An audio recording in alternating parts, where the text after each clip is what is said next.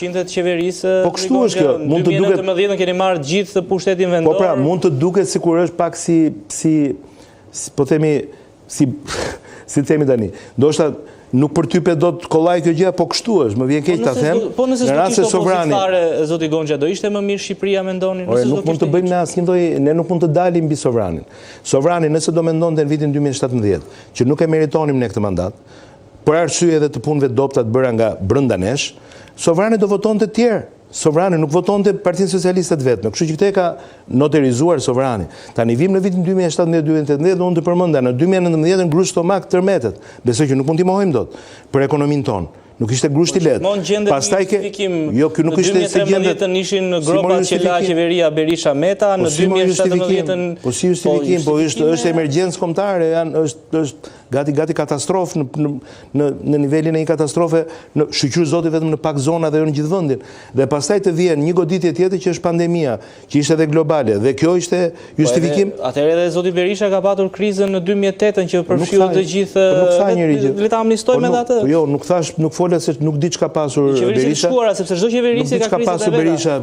Berisha vetëm krizat që ka pasi ka bërë vetë, piramidat dhe në një të vrarë në bulevard, dhe këto i ka bërë vetë, nuk di unë të këtë pas në emergjencë në kuptimin natyrore, apo katastrofë si kjo që po të rëgojnë, apo pandemi globale.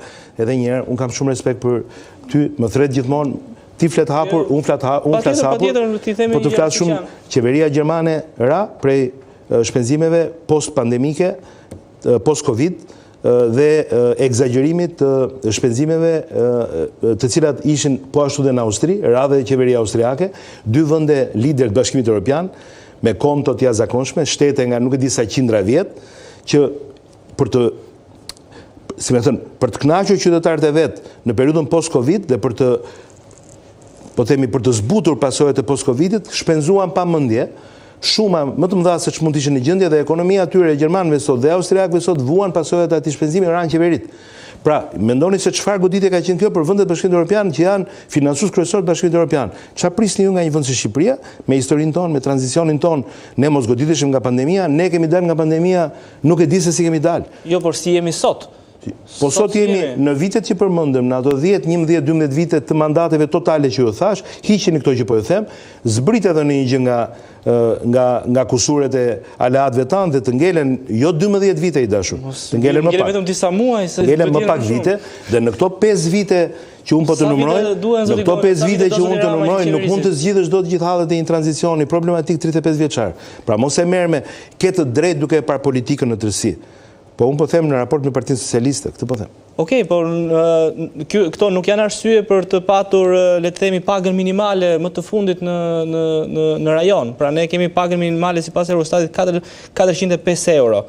E kemi për vitin 2025, rezulton që Shqipëria është e fundit në Europë. Pra është e treta në rajon, megjithatë, unë nuk jam i lumtur me pagën minimale që ju përmendi, dhe nuk jam, mi po kjo gjë duhet ta ndajmë këtë historinë, ne duhet të jemi shumë serioz në bisedë.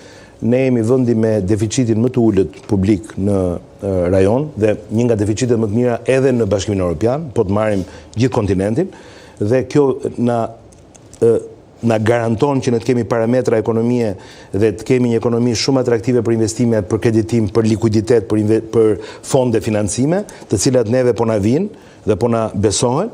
Nga ana tjetër ne kemi një nivel të taksave, pra taksimi tek ne është në nivelet më të ulta, jo vetëm në rajon, po edhe në Bashkimin Evropian, që është një tjetër anë shumë e mirë, sepse kjo afron investimet, investitorët, afron biznesin, pra kjo gjeneron shumë ekonomi që punson e jep e tjerë, dhe neve kemi zgjedhur këtë rrugë, dhe jo rrugën që të printojmë para, asë rrugën tjetër që është të printojmë gënjeshtra, pra të gënjejmë. Nëse ne do dalim themi gjërat seriozisht, dhe duhet t'i ballafaqojmë faktet seriozisht, këto janë vërtet shifra që nuk janë kush e di se çfarë kur themi 400 apo kur themi 500 nga janari 2026, por janë shifra të një ekonomie që është sot në këmbë, që është duke bërë shumë mirë, që është e shëndetshme, nuk është e sëmurë.